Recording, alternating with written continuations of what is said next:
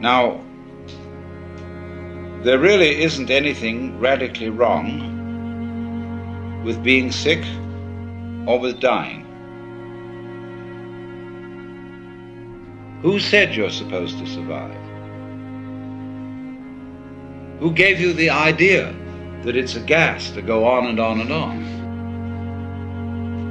And we can't say that it's a good thing for everything to go on living from the very simple demonstration that if we enable everybody to go on living, we overcrowd ourselves. So therefore, one person who dies in a way is honorable because he's making room for others. We can also look further into it and see that if our death could be indefinitely postponed, we would not actually go on postponing it indefinitely. Because after a certain point we would realize that that isn't the way in which we wanted to survive. Why else would we have children? Because children arrange for us to survive in another way.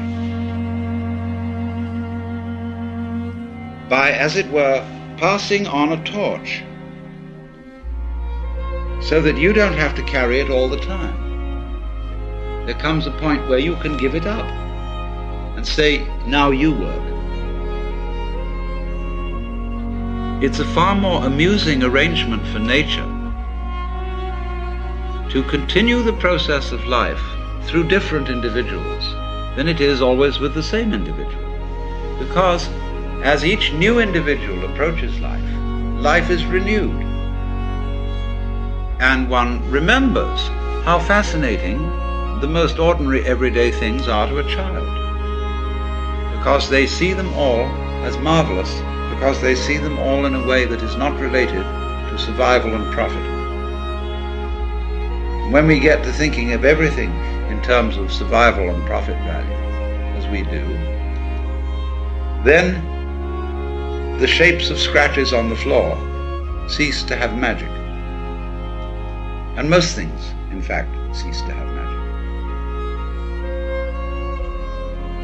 So therefore, in the course of nature, once we have ceased to see magic in the world anymore, we are no longer fulfilling nature's game of being aware of itself.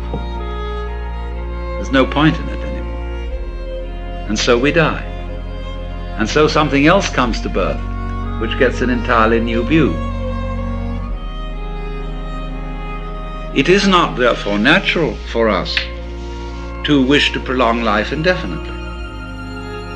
But we live in a culture where it has been rubbed into us in every conceivable way that to die is a terrible thing.